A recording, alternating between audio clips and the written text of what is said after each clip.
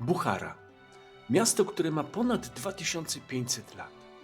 Jest jednym z najstarszych nieprzerwanie zamieszkałych miast Azji Centralnej. Zachwyca orientalnym klimatem i architekturą. Pośród pustynnych piasków wyrastała jako ważny ośrodek perskiej kultury i arabskiego handlu karawanowego. Wielokrotnie niszczona i odbudowywana, aż w XVI wieku stała się stolicą potężnego Hanatu. Dziś wciąż urzeka tych, którzy chcą poczuć ducha wielkiego jedwabnego szlaku. W dzisiejszym odcinku opowiem Wam o miejscach, które koniecznie trzeba zobaczyć, będąc tutaj. Zapraszam.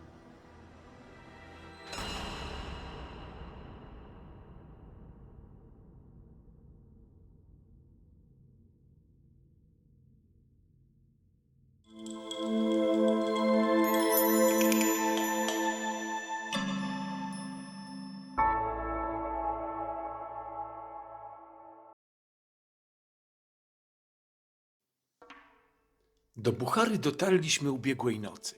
Spędzimy tu 2 dni. Zakwaterowaliśmy się w ścisłym centrum przy placu zwanym Liabi House, co w języku perskim oznacza przystawie.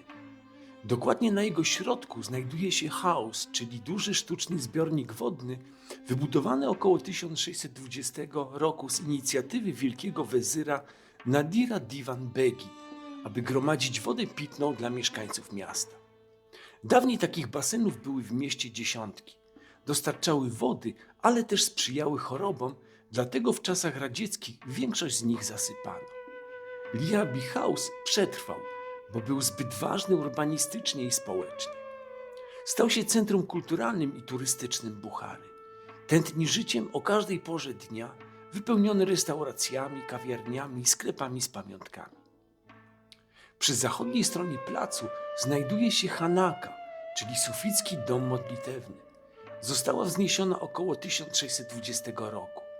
To tutaj odbywały się recytacje, wykłady, rytuały i wspólne modlitwy. Przyjmowano pielgrzymów, ubogich i wędrowców, którzy mogli tu znaleźć schronienie. Dziś mieści się tutaj Muzeum Ceramiki i Historii Sztuki Użytkowej Buchary. Po wschodniej stronie placu stoi medresa Divana Begiego, zbudowana w latach 1622-1623 z inicjatywy wezyra o tym nazwisku. Cechą charakterystyczną jest portal wejściowy ozdobiony mozaikami przedstawiającymi mityczne ptaki simurg trzymające jelenie, które symbolizują szczęście i przemijanie. Te zwierzęce motywy są wyjątkowe, ponieważ rzadko pojawiają się w dekoracji architektury islamskiej. Najbardziej jednak oblegany przez turystów miejscem jest pomnik Hodży Nasreddina. Nasreddin to ludowy bohater o figlarnym uśmiechu, który jedzie na swoim osiołku ubrany w charakterystyczne orientalne buty i tradycyjną czapkę. Nasreddin to postać legenda, mądry błazen, filozof i przewrotny nauczyciel. Bohater niezliczonych opowieści, legend i książek, w których jego dowcipy trafnie wyśmiewają ludzką chciwość, hipokryzję i tchórzostwo. Nie wiadomo, czy Hodża Nasreddin rzeczywiście istniał, jednak opowieści o jego przygodach i przypisywane mu anegdoty rozprzestrzeniły się na całym Bliskim Wschodzie i dotarły nawet do Europy. Lokalna legenda głosi, że Nasreddin pochodził właśnie z Buchary. Kierujemy się w stronę najbardziej znanego placu Buchary, Poi Kalon. Mijamy po drodze różne karawanseraje, w których zamiast wielbłądów, osiołków i kupców przemierzających jedwabny szlak są różnorakie stragany, wystawy lokalnych artystów i rzemieślnicy wytwarzający rękodzielnicze lokalne pamiątki.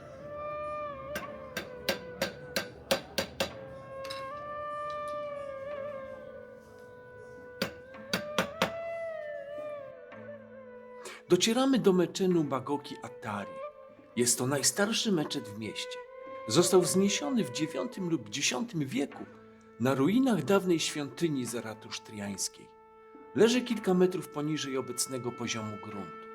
Magoki z perskiego to w zagłębieniu, a Attari nazwa bazaru z ziołami i perfumami, który mieścił się kiedyś na placu przed meczetem. Z tym miejscem wiąże się wiele niezwykłych historii. Jedna z nich mówi, że przez pewien czas muzułmanie i Żydzi modlili się tu na zmianę, a czasami nawet wspólnie, aż do momentu, gdy w Bucharze powstała pierwsza synagoga. O świetności i dawnym znaczeniu Buchary świadczy olbrzymia ilość karawanserajów, meczetów i zabytkowych budynków, które mijamy co chwilę. Niektóre z nich zostały przebudowane na hotele. W niektórych są zorganizowane stałe wystawy plenerowe.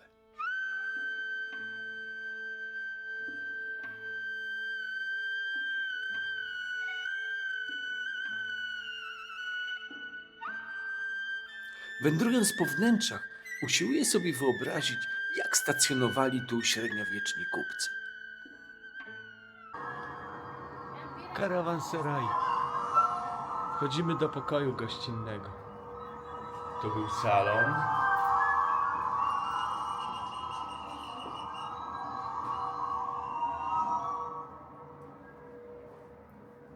A tu sypialnia.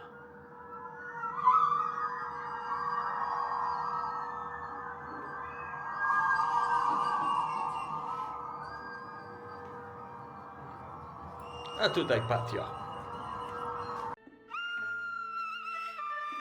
Przed jednym z karawanserajów znajduje się domek zbudowany z miednic i emaliowanych garnków, rodem jakby z czasów sowieckich. Taka kontrastująca z otoczeniem atrakcja turystyczna.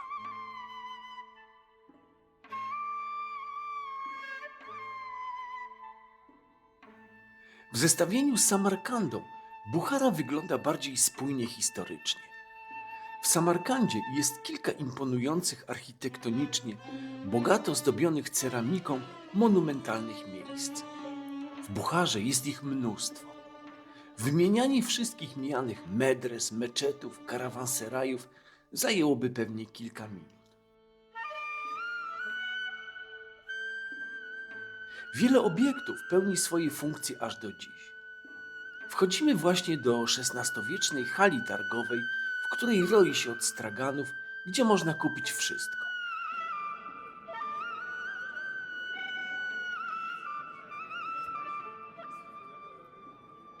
Nawet umundurowanie z czasów sowieckich.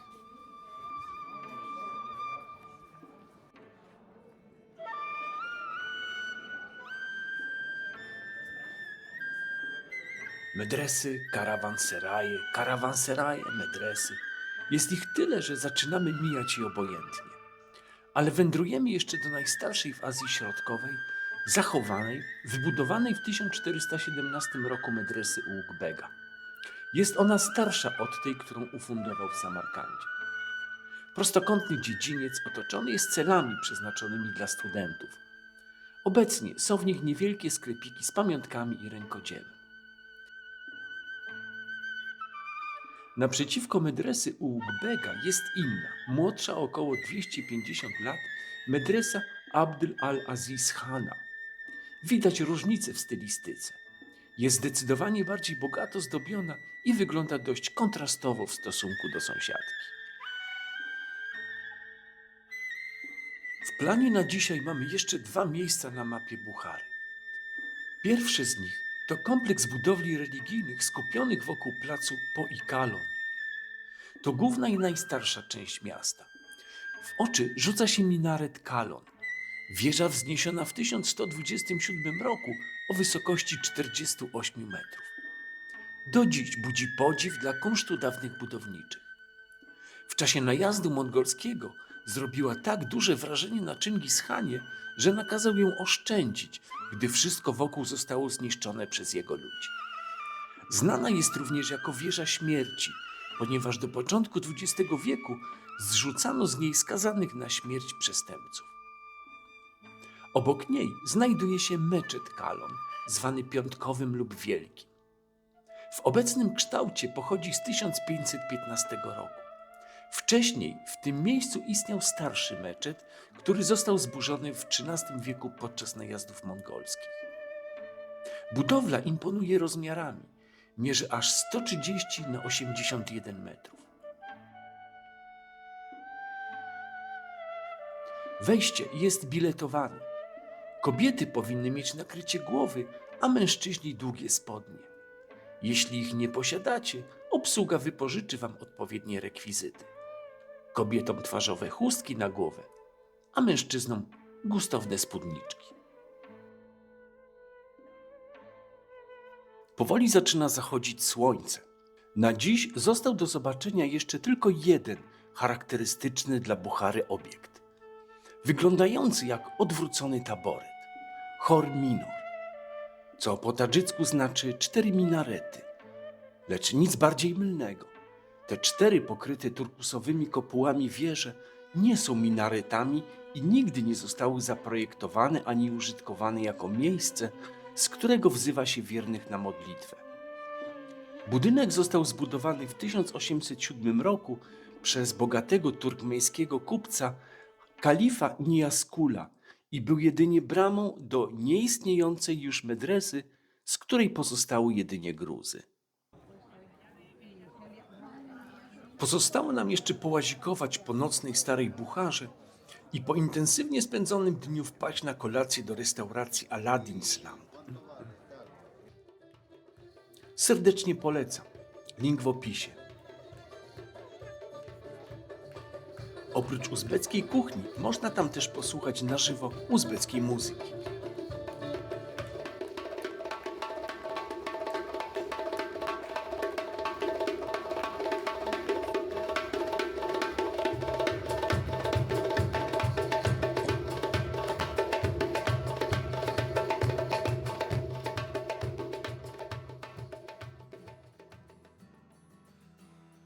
Buchara ma dużo więcej zabytków niż Samarkanda, więc następny dzień będzie również bardzo intensywny.